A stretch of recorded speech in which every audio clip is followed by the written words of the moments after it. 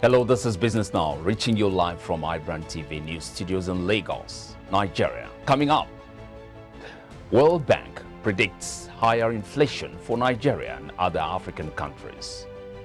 NAIRA slumps at the parallel market ahead of the Easter festive period. Ghana Tax Authority gives taxpayers ultimatum to file tax returns for 2021.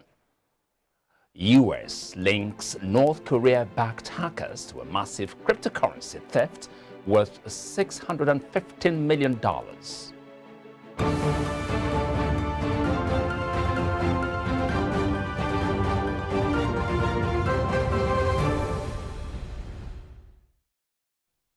Hello again, and thanks very much for joining us. And here are stories making headlines at this hour. Michael Nath. The World Bank says Nigeria and other African countries will experience higher inflation due to Russia's invasion of Ukraine, which has triggered supply disruptions. In a statement, the bank disclosed the sub-Saharan African economy was still struggling to recover from the effects of a COVID-19 pandemic.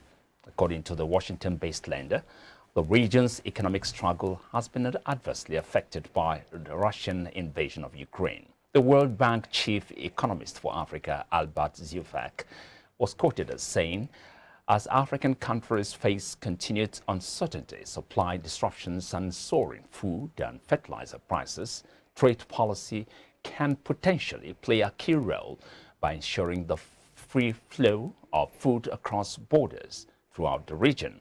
Amid limited fiscal space, he submitted that policymakers must look to innovative solutions such as reducing or waiving import duties on staple foods temporarily to provide relief to their citizens. The International Monetary Fund says its Resilience and Sustainability Trust for low-income and vulnerable middle-income countries will come into effect on May the 1st, 2022. According to the IMF, the trust aims to help low-income and vulnerable middle-income countries address longer-term structural challenges that pose macroeconomic risks, including climate change and pandemics. The managing director, IMF, Ms. Kristalina Georgieva, disclosed this in a statement announcing the trust in Washington, D.C. As she said, quote, as the world is confronting consecutive global shocks, we must not lose sight of the critical actions needed today to ensure longer-term resilience and sustainability, and we can only succeed by working together, end of quote. The Naira slumped further and exchanged to the dollar at 590 on Thursday at the parallel market ahead of the Easter festive period. Some bureau de change operators said the dollar was bought and sold at 585 and 590 on Thursday. On Monday, the Naira had earlier traded to the dollar at 588 Naira. At the importer and exporter forex window, the Naira fell by 0.20% to close at 417.5 Naira after reaching a high of 444 Naira. The Central Bank of Nigeria have maintained 416 Naira as its official rate on its website. The Nigerian National Petroleum Company Limited and its contractor handling the bulk of the $2.6 billion Ajaokuta-Kaduna-Kano gas pipeline project, Oil Serve Limited, on Thursday, stated that natural gas would be transported through the AKK pipeline in the first quarter of 2023. Both firms stated this during an inspection tour of the construction work on the gas pipeline project in the Abaji end of the facility in Abuja. The 40-inch by 614-kilometer AKK pipeline project, which was inaugurated in June 2020, is a section of the Trans-Nigeria gas pipeline with the capacity to transport about 2.2 billion cubic feet of gas per day. The AKK pipeline originates from Ajaokuta in Kogi State and traverses Abuja, Niger, Kaduna, and terminates at Kano. Speaking during the inspection of the project, the Group Managing Director, Nnpc, Melekere, told journalists that the President Muhammadu Buhari would see to completion of the project before the expiration of his regime. Clearing agents have rejected the imposition of 15% levy on imported vehicles by the Nigeria Customs Service. The NCS had last weekend introduced a 15% National Automobile Commission levy on used imported vehicles, a decision which didn't go down well with the clearing agents. In a quick response, the service, in a statement released by the National Public Relations Officer Timi Bomodi, said that the move was in compliance with the Economic Community of West Africa Common External Tariff. However, the president of the African Association of Professional Freight Forwarders and Logistics, Frank Ogunjemite, said that the service had no reason for that increment. A member of the Association of Nigeria Licensed Customs Agents, Ojo Akintoye, said while other countries were planning to reduce taxes, customs in Nigeria was adding more. The governor of Central Bank of Nigeria, Godwin Emefiele, has ordered the immediate release of 3.5 billion naira as a rebate to 150 exporters who participated in the race to $200 billion scheme. This was one of the outcomes of the Bankers Committee meeting held on Thursday. The CBN had in February disclosed that it would pay exporters 65 naira for every $1 sold into the economy through the investors and exporters window, and 35 naira for every $1 repatriated and sold into I&E for individual use. It disclosed this in a guideline for the newly introduced RT200 program. Speaking during a virtual press conference after the committee's meeting, the managing director, Fidelity Bank, Nneka Onyali Ukbe, said the rebate to the exporters would be paid quarterly. The Minister of Transportation, Rotimi Amechi, has received the full business case certificates for the concession of e-ticketing for the Lagos-Ibadan and Warri-Itakpe rail services. The projects are expected to generate about $140 billion or Naira, as well as create 3,000 jobs in 10 years. Manji Yarling, the acting head, Media and Publicity of Infrastructure Concession Regulatory Commission, said this in a statement issued on Thursday in Abuja. According to him, the acting director general of the ICRC, Michael Ohieni, presented the FBCs on Wednesday to the minister. Yarling said the projects will be domiciled in the Nigerian Railway Corporation, NRC. That the Nigerian banking sector is one of the viable destinations for foreign investors in the country, as it attracted over $15.7 billion in foreign investments in the past 5 years, representing one of the most attractive sectors in the Nigerian economy. This is based on analysis carried out by NAIRA, the research arm of Nairametrics, from data obtained from the Central Bank of Nigeria. According to the data, Nigeria recorded $68.87 billion in foreign inflows between 2017 and 2021, with the banking sector accounting for over 22.8% of the total capital imported, which was only bested by the local equities market. We'll take a commercial break now. When we return, we'll bring you more stories. Stay with us.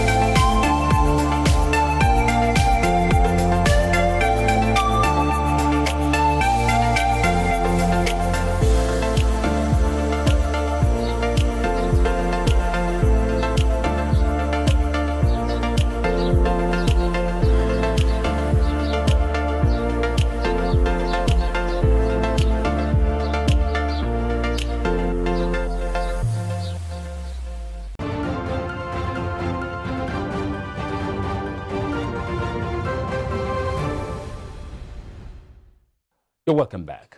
Now, the House of Representatives on Thursday has said nobody will be sanctioned for the supply of adulterated premium motor spirit, otherwise known as petrol, which caused a major crisis in Nigeria's fuel chain and untold hardships to Nigerians. At a plenary on Thursday, the House considered and adopted the reviewed report on the investigation by its Committee on Petroleum Resources Downstream, which exonerated both the Nigerian National Petroleum Company Limited, former Nigerian National Petroleum Corporation, and the suppliers in the direct sale, direct purchase deal between the federal government and the importers. Tempers had frayed in the House on February the 10th, 2022, over the importation of methanol-contaminated petrol. Several members who spoke on the development called for sanctions against federal government agencies and officials who failed to carry out due diligence before passing the product for onward distribution to marketers. Meanwhile, consumers of premium motor spirit, popularly called petrol, on Thursday kicked against the decision of the House of Representatives not to sanction those who imported methanol-blended contaminated PMS in January this year. Commenting on this, the National Secretary, Network of Electricity Consumers Advocacy of Nigeria, Uket Obonga, stated that the National Assembly had failed Nigerians by its imposition on the dirty fuel probe. He said the Nnpc had earlier indicted some companies, and it was surprising that the National Assembly would clear all the oil companies. And now, DAYO, LOMUAGUN, public affairs analysts and chartered accountants, joins me via phone to make more sense of this very development. Hello, good afternoon, DAYO, and welcome to the program. Oh, thank you. Good afternoon. All right. Now, the House of Representatives Committee on Petroleum Resources had sat twice to investigate the importation and distribution of adulterated petrol into the country. Now, these sittings were meant to identify the culprits and sanction them. But after these two reports, it appeared nothing came out of it. What's your take on this? So I think the House of Representatives, they have their modus operandi when it comes to investigation and review, and you cannot take that away from them. But it's surprising that they have a different way of doing their things apart from what the generality of Nigerian feels. I mean, this is an issue that something that happened that actually has an implication on the generality of Nigerians. People were stressed up for no just cause for a month or two or so, and to say that nobody is going to be penalized, nobody is going to be this or that. That everybody is vindicated. I don't understand where that is coming from. Again, it shows where we have come to be in Nigeria. It used to be like, I mean, we have all kinds of joking situations in Nigeria, but the point where Nigeria itself has become a joke.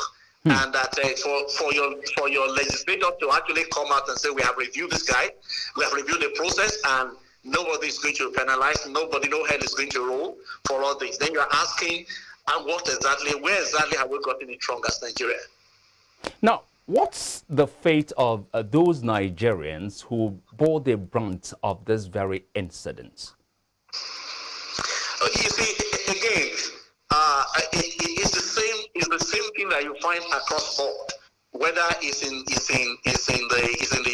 sector, whether it's in the security, in terms of security in Nigeria, the same thing is going on around, and nobody is going to, except that the people that really touch, nobody seems to care. You see, even the president, I mean, he came the other day and he was saying, I mean, knock that this thing has always been happening in Nigeria and it's not a new thing under Buhari. And when you hear such kind of thing from the mouth of your leader, from leadership, then you're wondering, where are we going? So if it's happening in the push-up and it has to happen again and again and again, and the poor masses will just be suffering. A lot of people got their engine, the engine of their car knocked. A lot of people got, I mean, 6 queues on the. People say in queue, they slept in filling station, I mean, for no reason.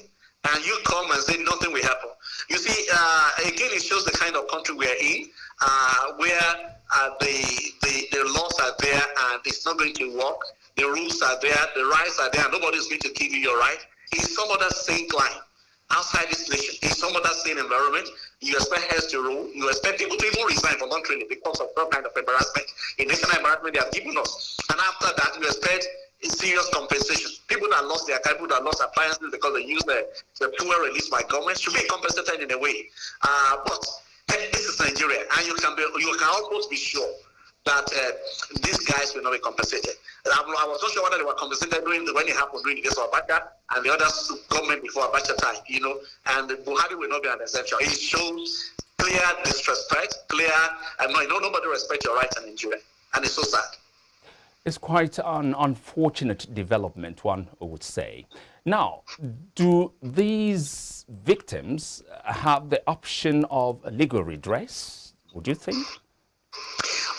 So I think really you have to border on. It's something that border on the right. Yes, they have the right to go to court, but I'm asking myself, how many people will have that kind of resources to go to court? And when we go to court, for how long are we going to stay in court? For 2, 3 years, for 5 years? You see, in Nigeria, you abandon your case when you go to court because you can't even foot the bill of having to be going to court every day or every other month, and you don't even know when justice will be served. So as many that has the wherewithal to go to court, or if we have right organization that can take it upon themselves and help the people who have actually suffered damages, I think that would be fantastic. But again, whatever is happening to us is also affecting our justice system. You are not sure you will get the justice when you think you will get it, or you're going to take a very long time, that you're even tired before you get that justice. We have such associations as the Nigerian Bar Association, that's NBA. You don't think they would ever think along this direction, like coming out, to back up Nigerians who turned out to be the victims of this very incident? I think that would be a very noble work, a very noble duty to, if they think that way, if they go that way. In fact, this should be one of the things they should be doing to the society, because they are also in this profession. When there is no respect for law, when there's no respect for the rights of people, then the lawyer have to be touched. So the association of lawyers, the Nnpc should be touched in a way to say we will rise and defend the cause of the poor, the cause of the downtrodden, and find a way of organizing these people into a group and fighting this cause for them. Those are the things they should be doing. And even apart from the NBA, leading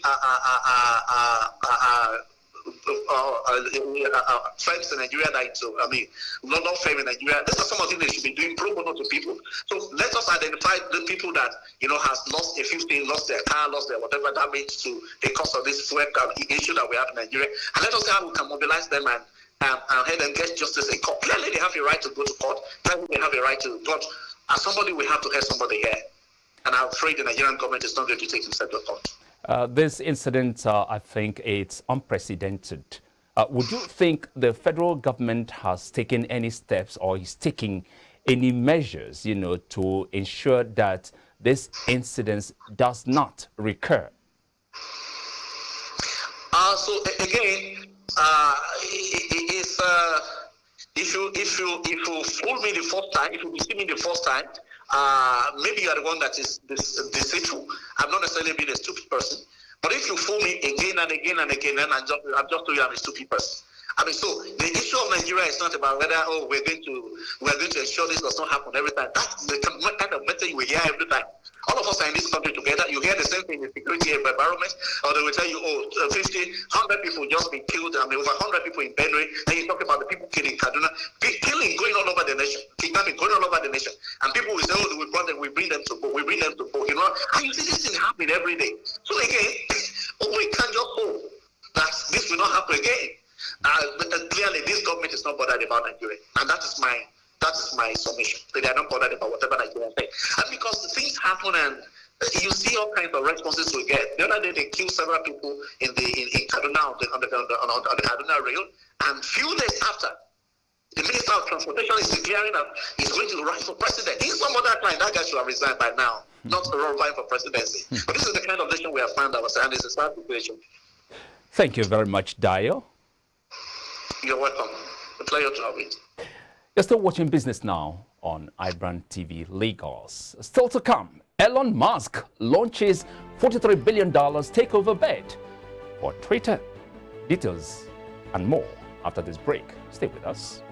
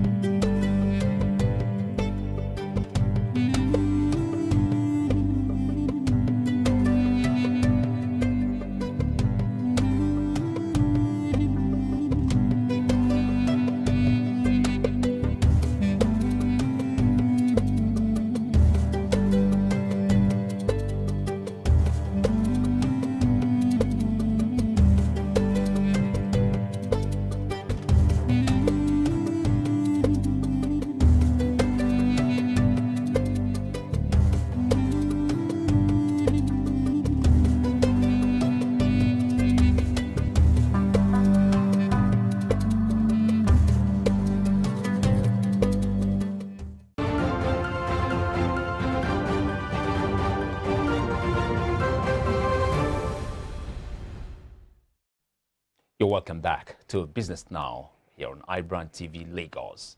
Africa Scene Now. The Ghanaian government has encouraged all taxpayers to file their tax returns for 2021 with the Ghana Revenue Authority by the end of April 2022 to mobilize revenue for national development. The Income Tax Act 2015, Act 896, and the Revenue Administration Act 2016, Act 915, enjoined taxpayers to file their tax returns with the Commissioner General, GRA, not later than 4 months after the year of assessment return of income for the year.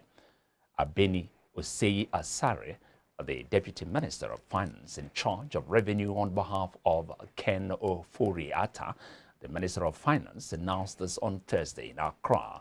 He said all income earners needed to come into the tax net and contribute to the national development to achieve the Ghana Beyond Aid agenda. The tax authority is mandated to collect a total revenue target of 80.3 billion Ghana cedis for the year 2022. Now, in its bid to continue championing Africa's growth, the Nigerian Exchange Limited has announced the launch of West Africa's first exchange-traded derivatives market with equity index futures contracts. According to the NGX, the new development is consistent with the exchange's commitment to develop the Nigerian capital market by providing a market that thrives on innovation and responds to the needs of stakeholders in accessing and using capital. The launch of the NGX ETD market saw the listing of 2 equity index futures contracts, NGX 30 index futures and NGX pension index futures, with more securities to be added in the future. Foreign scene now, American billionaire Elon Musk made a $43.4 billion approach to acquire Twitter just days after rejecting a seat on the company's board as they threatened to reconsider his position as its top shareholder if the offer is rejected.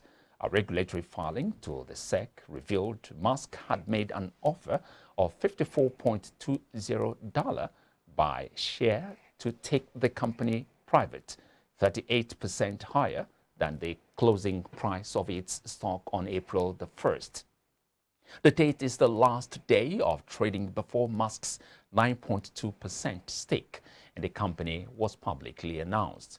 Musk's investment led to Twitter's share price soaring, and the billionaire was then offered a seat on the company's board, which he looked set to take. Now, however, a dramatic U-turn saw Musk reject the offer, with Twitter CEO Parag Agrawal stating he believed the decision was for the best, while adding the company would remain open to his input. The Bank of Japan BOJ is likely to raise its inflation forecast for this fiscal year to nearly 2% this month's policy meeting as global commodity inflation drives up energy and food costs, and said 3 sources familiar with the bank's thinking. While the upgrade will bring inflation closer to its 2% target, the central bank will stress its resolve to keep monetary policy ultra loose to underpin a fragile economic recovery, and sources said. One of the sources stated consumer inflation may accelerate to near 2% this fiscal year, but mostly due to rising fuel and food costs. The source added it's too early to withdraw stimulus because wage growth is slow and the economy is still weak. The US has linked North Korea-backed hackers to a massive cryptocurrency heists with $615 million from players of the popular on-game Axie Infinity in March. The game allows players to earn crypto through gameplay or trading their avatars. The hack is likely one of the biggest ever to hit the crypto world. US officials say they linked the breach to a group called Lazarus, because believed to be controlled by North Korea's primary intelligence bureau. Lazarus Group gained notoriety in 2015 or 2014 after they were accused of hacking into Sony Pictures and public leaking confidential data. We'll go on a short break now. When we return, Frank will come up with more updates. Stay with us.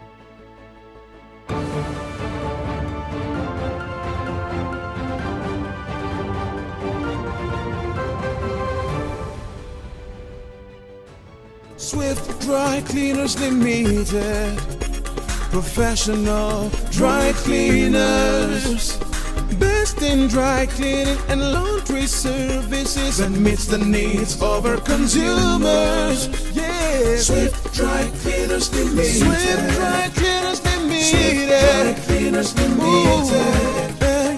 Swift Dry Cleaners Limited, yeah, for clean wash and quick delivery, yeah. Swift Dry Cleaners Limited, Swift Dry Cleaners Limited, Swift Dry Cleaners Limited, Swift Dry Cleaners Limited, for clean wash and quick delivery. Ooh. Swift Dry Cleaners. Clean wash, quick delivery.